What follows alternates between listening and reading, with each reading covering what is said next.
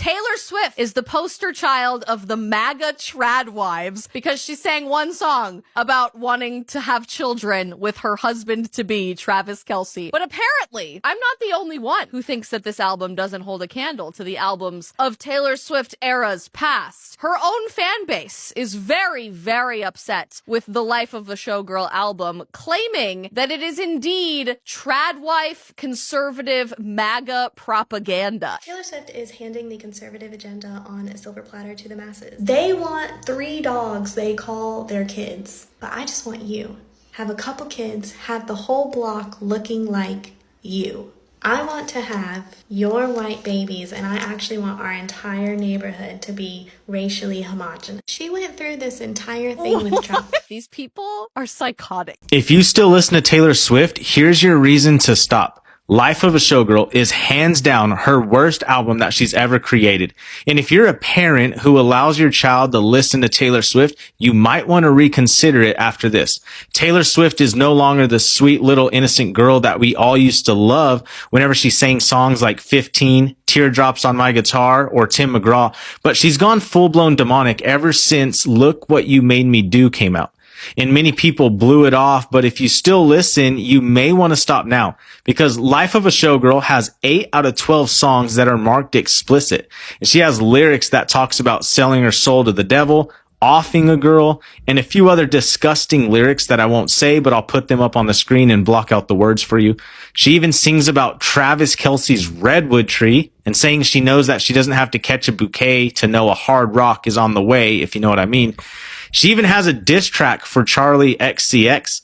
And this album is filled with explicit sexual innuendos, undertones of selling your soul, and it's just all around awful. So stop listening to Taylor Swift and share this with a Swiftie. But I'm not a bad bitch, and this isn't savage, but I'm never gonna let you die. I came across a video today of someone calling Taylor Swift's new album Republican coded because it obviously is, and if you can't realize that, you're a victim of the media literacy crisis. If only for the song Cancelled, where she, the billionaire, paints herself as the victim of cancel culture. People rightfully pointed out the person she was dating did a racist thing. But beyond that, I mean, that's enough. That's obvious. Making, number one, that, and number two, an album about, like, an idealized form of, like, what is a typical American family, ideally, of, like, living in a suburb, being in a monogamous relationship, finding peace and joy, and basically just kind of being a housewife. Those are Republican virtues. I mean, I'm not saying they're bad things, but they are things that Republicans and conservatives, and sometimes liberals, use. And ignoring that they are used in that way in our political climate is not, like, a gotcha moment. It is a lack of media literacy. So yeah, Taylor Swift's new album is clearly political, right? Even if it's not intentionally so. And it is political in exactly the politics that likes to hide itself, which is conservatism. Further, doing this album, which is basically like a victory lap that is bad, all people are literally being disappeared by a Gestapo, there is a genocide going on and rising fascism in America, is distasteful. It is distasteful to release an album that, and have not commented on any of the bad shit going on, that celebrates how ideal and good your life is. I'm not saying you can't do that, but you have to do so awarely. And failing to do that, yeah, does normalize the state of existence you're in right now. Taylor Swift's new album is proof positive that normal people are winning the culture war and that we're getting away from the freakazoid stuff that we have believed to be normal for the last little bit. Because this woman is being clowned on for this album being too right-wing or too MAGA, as well as some of the questionable lyrics, despite the fact that she didn't really say anything all that insane. Most of the hate is primarily coming from 3 songs. Wishlist, a song about how being a bad bitch is a lifestyle that she doesn't want and instead wants to have kids with her masculine husband who she loves and adores. Wood, a song about how she didn't believe in love or marriage until she met a man who could give her good wood. Canceled, a song about how she prefers her friends canceled because they're more fun and people are too sensitive anyway. Are all just normal opinions that people should have.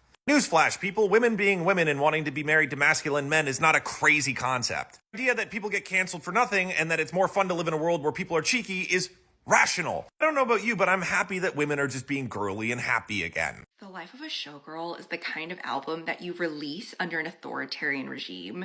That's a comment someone left on my initial album reaction video, and let me tell you all the reasons why that's true. In our current political climate of a government shutdown, increased censorship, in my own city of Chicago, military-style ICE raids where they're zip-tying children and arresting aldermen, some will argue that the life of a showgirl is a necessary reprieve. This is an album that celebrates joy, and the lyrics might not be that deep, and they might not say that much, but it allows us to have fun. I agree that her lyricism has drastically decreased in quality on this album, but she's saying a lot more than nothing. In fact, what she says is actually glaring, and she's saying that she's aligning herself with MAGA and the conservative right. She does this through misogyny, anti-blackness, and an explicit honesty about how she uses her power and exploits it for profit. I personally think Taylor Swift is tone deaf and petty, so when she's coming for Travis's ex-girlfriend saying that she was only with him for fame or money, something she's totally never done before, that she doesn't realize she's throwing the weight of her billionaire status and the entire music industry at a black woman. When she says she wants to have kids and have the whole block looking like you, she's not thinking about the fact that she's hinting that she wants to surround herself with whiteness. When she says, I'm not a bad bitch, I'm not a savage, she doesn't realize she comes off sounding like Lana Del Rey's Question for the Culture. She thinks she's just talking about the way people talk on the internet, but those lyrics are heavily associated with black female musicians. Me saying that is not letting Taylor Swift off the hook. Her music does not exist in a vacuum, and on some level, she had to know that a song celebrating people who are canceled would resonate with the right. For our supposed English teacher, Taylor Swift has said nothing about the state of reading in this country, the fact that politicians are bullying school leaders into censoring books according to ideological preferences. When Taylor got engaged, Trump literally wished her well and said that she's a fantastic person. 1 year ago, he was tweeting that I hate Taylor Swift. So in the end, forget Miss Americana. She's just another billionaire protecting her self-interest and aligning herself with the conservative right. Am I listening to the same album y'all are? Because I'm confused. I watched the Taylor Swift movie. Every single song was a banger. Every single song made me happy to be alive. What are y'all talking about? Y'all don't like the album. What's going on here? Then I watched the lyrics, and I thought that the lyrics were clever, insightful, very reflective of some good penmanship. So again, am I listening to the same album as y'all are? Because I'm utterly confused. If you don't like Taylor Swift's new album because her lyrics are cringe, I fear you just might not be a real fan of Taylor Swift, because she has always been this way since day one. And before I provide the evidence of this, not every album has to be a thought-provoking album. They can just be fun lyrics. These are the most cringy lyrics of Taylor Swift's discography. Starting off on her first album, when you're on the phone and you talk real slow because it's late and your mama don't know. Moving on to the Speak Now album, her snotty little family, all dressed in pastels, wearing a gown shaped like a pastry. This is lyricism, guys. Okay, the Reputation album that everybody loves. I can't say anything to your face, cause look at your face. How about the Lover album? He got that boyish look I like in a man, and I couldn't get away from ya. In my feelings more than Drake, so yeah. Okay, maybe the Midnight album is better, right? Draw the cat eye sharp enough to kill a man. Surely the Tortured Poets Department album has got to have better lyrics, right? I cry a lot, but I am so productive. I'm having his baby. No, I'm not. But you should see your faces. Taylor has always had goofy lyrics. It's what makes her so fun. If Taylor wants to sing about Travis's size, let the girl live. And you would do it too for a check. Anyway. Stay being miserable! I was cocky, I'm tired to open my eyes. Call up the bad guy, tell him, move aside, a new girl has arrived, and I heard that she's crazy. Wait, who? They ask. It's me, I'm back. They want me to be bad. Well, be careful what you ask for, baby. I've got my sword, and I'm not afraid to use it. Okay, Taylor Swift's album has 31 variants. 31 variants for a joke album, for a satirical album. There are 8 vinyl editions, 18 CD editions, 1 cassette edition, 1 digital edition, and then that movie. It's like, this money grabbing is grotesque, okay? Because even if you can get behind the idea that this is satire. This is part of a larger story. Even if the story is like, she's going to like break down the walls of the music industry and this and that. It's like, sorry, but the money grubbing does get in the way of that. And also that the album is just like not good. It's not a good album.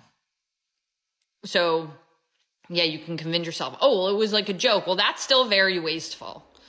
And it still is a very sloppy rollout. Like the visuals are not good. They don't really align with the music itself. Her interviews, like I'm sorry, like even if this is satire, like this is exhausting. I don't want to listen to stories about Travis Kelce in being a lughead. Like, isn't at some point you're playing into the stereotype because you're forcing us to sit through this. And then you're going to come back after we're all so tired and then be like, just kidding. Like, I don't know. It's like for somebody that has so much money and so much access to resources within the industry, this seems like it could have been planned better, especially if this is like building up to some great reveal. Like, I'm sorry, I'm very much let down by the quality of all of this. And I've been on board, like, with the Gaylors and the performance artlers. Like, she's this mastermind, but this is so confusing, and just, like, the quality of the work is just subpar.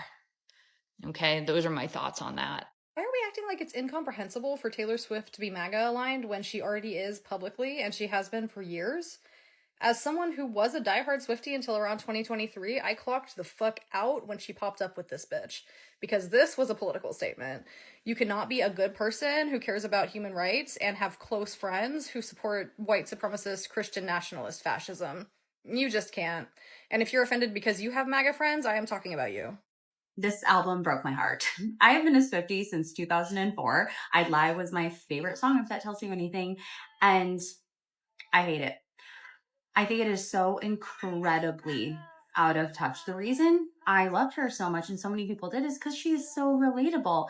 And I get it. People evolve, and she has gone so far beyond relatable. She is a billionaire, but she did seem to care that people and her fans related to her. And as much as I appreciate a girl that's like, this is me, this is who I am, I don't care what people think, the fact that she so blatantly wrote an album about how unrelatable she actually is in a time right now seems like a slap in the face. And not only that, what really bothers me is that she used this album when she's on top of the world to punch down at other women. And that to me is so gross. She used it to punch down at another artist and her fiance's ex. And that is unnecessary. And listen, I love a petty queen when it is subtle and when it doesn't actually hurt people. And the way she did it isn't okay, in my opinion. The music itself is fine.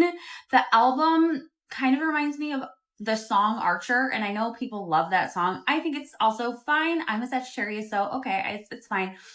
But the album itself just always feels like Archer. Like there's something, something's about to drop. Oh, is there something more? Oh, it's getting better. No, that's it. Oh. And that's how the whole album feels to me. It feels like she was trying to stuff 10 pounds of half-baked shit into like a 5-pound bag at the wrong time in the world. And I guess I was also just really hoping that she was going to use this as a bit of a battle cry. I was hoping Canceled was about the orange dude, and it very much wasn't.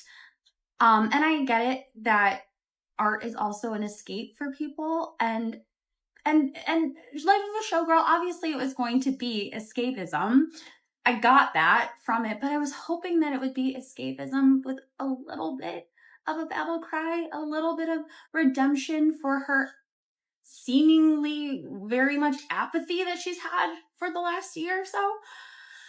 And alas, it wasn't. It's just a big old disappointment on many levels. And my Swiftie flag is slowly disintegrating. The only people who will love and appreciate this album for what it is are those of us who have done our own nervous system work and shadow work to heal our own addiction to chaos. Let me explain. In some of the interviews that Taylor did this morning in England or whenever she recorded them, she said, there was a part of me that always felt like I'd lose my edge if I wasn't truly miserable. And this album is such a perfect interpretation of like, look, like I actually am really happy and I'm clearly not addicted to chaos anymore. I'm in a really healthy, positive relationship. My partner has helped to heal my nervous system. And look at me, I'm still successful and I'm still putting out what I think is the most important album of my career, the one I'm most excited about. And the people who will not like it are the people who need her to be miserable in order to be validated in the fact that they are not healing their own misery, because misery loves company, right? So take this album as your mirror that you can heal. You don't have to suffer. It can be easier. It can be more peaceful. And to any of us who are listening to this album who have done that nervous system work, I used to be so addicted to chaos. Like if I didn't have a fire to put out, I would feel like I wasn't doing enough. Like my nervous system would subconsciously find trauma or find chaos just so I could feel alive. And when I healed that and I broke up with my nervous system's addiction to chaos, I actually found like, look, I'm still alive and actually I can be a lot more successful. And that's what this album is. And so, yeah, the people who are miserable and who have not healed their bodies and their nervous system's addiction to chaos won't like this album. But those of us who have and who have done that work, we love it and appreciate it for what it is and are collectively celebrating a happy, healthy, healed Taylor. Okay, bye. I'm gonna tell the world about what you put in your nose. Your heels? What are those? I wear short skirts and you're in the bleachers. My fiance plays football and I get canceled by social media reachers. I fill out stadiums and I'm so mega rich. Watch, now I can say bitch. Did I shock you when I cursed? Go pick up the keys and get in your hearse. I have all the rights to my old songs. And all my old thongs. Oh, did you fall? Do you need a lift? Sorry, I'm Taylor Swift. Reap what you sow. To your drugs you go. I'm a billionaire and my CDs are at Walmart. Where are yours, Walfart? Are they at Walfart? Taylor Swift selling 3 million units in less than a weekend, but somehow this being her worst project according to Swifties is one of the funniest things that we've seen in music in a long time. I think selling 3 million units is crazy. Like she sold 2.7 in a day, dog. Like that is nuts. We already know how Swifties gets down. Like every Target, there was 300 Swifties waiting out there just so they can go pick up the vinyl with a CD. Like we already know how to get down. But somehow this being her worst album, according to all the Taylor Swift media that I've seen on my timeline, it is not like, just regular Joe Schmoes that are getting like 10 likes. No, they're getting 30, 50, 100,000 of likes of people absolutely poo-pooing on this album. And look, I usually come up on here and say, oh, I listen to this album so you didn't have to. But I was not doing that this time. I'm sorry. Sabrina Carpenter going that in terms of whenever white girl pop music that niggas want. No, I'm not doing that. But apparently she was doing just a lot of cringy things looking at the lyrics. I mean, what did y'all expect? Taylor Swift has been the cringe white girl. That's literally been her shtick. But like, apparently it creeped over into the music where like, she's using bad bitch and I don't know if she was using Riz, but newer terminology that like a Facebook mom would be using to try to fit in and seem cool. And it's like, geez Louise, are you still stuck in the Vine era? Like 2015 was 10 years ago, big girl. Like, what are we talking about? Every eldest daughter was the first lamb to the slaughter, but we all dressed up as wolves and we looked fire? What do you mean? And there's obviously some other stuff, when it comes to people talking about, she sampled black acts, but it doesn't really seem like she cares about the black acts and it's totally ruined the song, which, again, what did y'all expect from a white, never mind. But dog, honestly, the biggest takeaway for me is 3 million units. That's insane.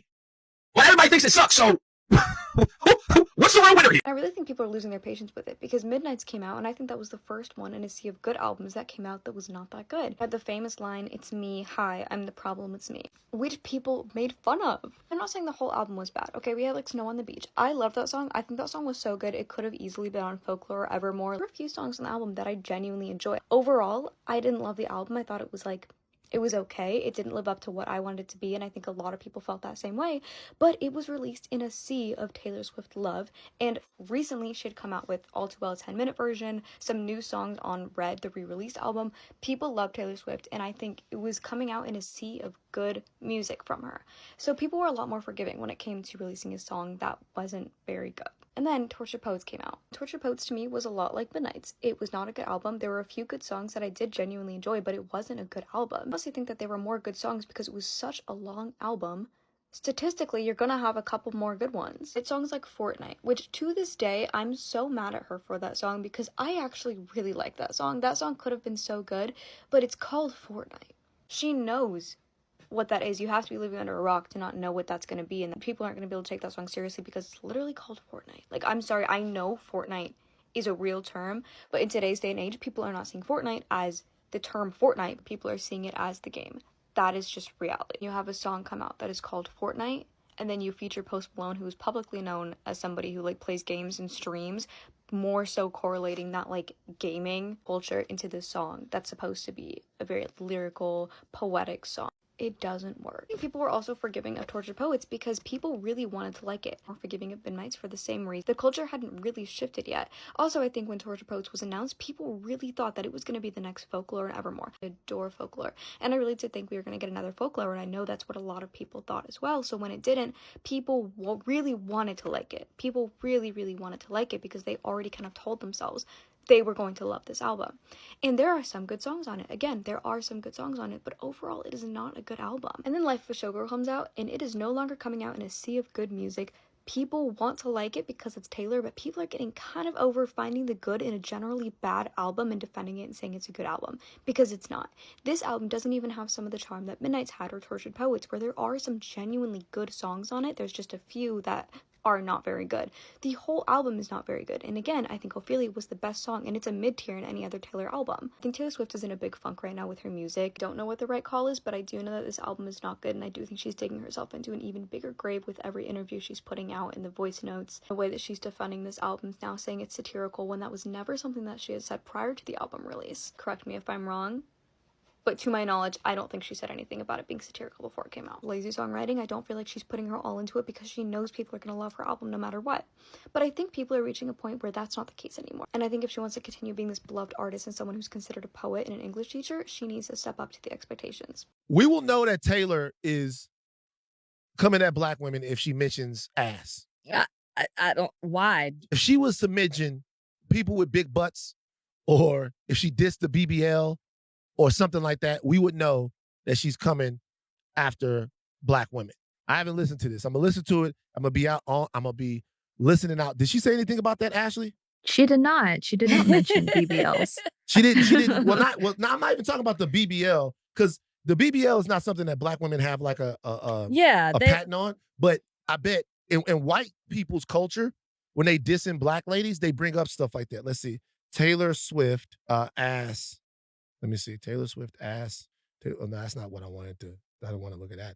But Ashley, I want you to listen to it again. These are not getting the responses that I want. Listen to it again and see if she mentions anything. If she disses. I don't know if I can do it again. Yeah, don't do it. Don't do it, Ashley. Don't do it. Don't do it. Listen, she's alluding to, I'm not a bad bitch and this isn't savage. That's a lyric, Megan Thee Stallion. I think that there are these illusions. I think there might be some insecurity because we've seen all the people that Travis has dated and then Taylor. She did it. Wait, she did it. I looked at it. They have it right here. They want those bright lights and Balenci shades and a fat ass with a baby face. Oh shit! Then I guess what song is that? This is from that's her Rich song, isn't it? This is from Wish List. That's right. On Wish List, she did so with the fat ass. She's Taylor. coming after black women on There this it is. podcast. Oh my God, Taylor! And I mean, y'all said she does Easter eggs. You gotta hit them up. These are outright disses. Travis, why doesn't anybody like my new album? Well, babe, the lyrics aren't necessarily the best work you've done. Well, I'm sorry, Travis. It's not my fault I have terminal uniqueness. Babe, this shit makes Moonbeam ice cream look like a lyrical masterpiece type shit. Well, you know what? I guess I just girl bossed a little too close to the sun. You see, this is the exact problem right here. You genuinely think this is a bar. You sound like a cornball. But I literally said that my dick is bigger than the devil's. How are people not eating that up? We love you, Taylor. We think it was amazing. See, babe, not everybody hates it. Taylor, they're all 13 years old. Well, what about them? They look my age over there. They haven't dated a man since they were 13 years old. Your millennial cringe is starting to show. Well, I very explicitly said that I am not a bad bitch and I am not a savage, but clearly that's the audience that this album reads. Why can't you just accept that it's a bad album, babe? Travis, shut your mouth before I make the next album about you. That'll have some good lyrics on it, huh? I'm just trying to show you that people won't just listen because you're Taylor Swift, babe. You actually got to make like decent music too. Well, we dressed up as wolves and it was fire. What the hell does that even mean? Well, it's official, Travis. I knew you were trouble when you walked in. So my next album is going to be about you. I'm the quarterback and you just fumbled my heart. Like, yes, I'm settling on Honey is my favorite song off Life of a Showgirl. All right, don't pay attention to how dirty the shirt is. It's covered in like dog hair and makeup, mostly dog hair. I have decided my favorite song of the Life of a Showgirl album. This might just be today. It might just be this second of today. In a new era, me and Nadia Vangeli, like iconic dog groomer, if you know, you know, we're talking about like a lot of like Swifties will listen to this like albums full. Like we'll listen to like we turn it on, we listen to track 1 through 12 for this one. Then finally we get to a point where we're on shuffle. So I'm in my shuffle era. I'm shuffling, you know, I'm pressing shuffle when I click on the album. And it's Honey. Honey is my, I know this, that was a really long way, like drag out to what it is. Honey, I'm sorry, is the best song on the album. That's crazy. I know it seems crazy because a lot of people like, I don't know. Is that controversial? When anyone calls me, I mean, it's so perfect. At first I thought Opalite was me and Dylan's song because I have like a love song for every album for us, like Daylight on Lover and blah, blah, blah. This one, definitely, it's not Opalite, it's Honey. It's so true. I just love the meaning. Like Honey, there's a deep meaning to the song, okay? The fact that we didn't get an acoustic version is very upsetting, and I really, like, I hope we get when we need a Honey acoustic. The Honey sitting in the back of a dive bar bathroom version, or whatever she would call it. The meaning of the song is so important to me. It's a song about letting your guard down. It's a song about trying new things with someone new, and it's, like, working. Like, it is confusing. The song does get a little confusing. She does muddy it up a little bit, like in the chorus and stuff, where it comes off like she's angry at women. But that's not the meaning of the song. I don't think she meant to. I mean, when the line she says, "You touch my face." First of all, her vocals are amazing, but "You touch my face, redefine all those blues." She has always thought of blue as like negative, as depressing, as down. Related the color blue to Joe, and now she's happy in these blues. In the like synchronized swimming on the music video, she's all in blue. And I also have a weird thing with people touching me. So, and the Dylan who I'm with, like first person, like, he touches my face and like, I don't freak out. I mean, I don't love it still, but I like tolerate it. I'm the guy and tolerate it. Fuck. And like, he calls me, he didn't call me honey, but he calls me babe. And like that, for some reason that like annoyed me, like forever, always dating people like babe, babe, babe. And I just, for some reason I hated that. Hey babe. But like for some reason he can do it. He gives a different meaning because he means it when he talks. Like I just love it so much. It's such a good song. It's such a good hook. Like it's such an icon, like classic, iconic Taylor formula, but also so new and fresh. So, but please fight me in the comments because I do think I'm wrong. Thank you for watching Great Minds Blacks.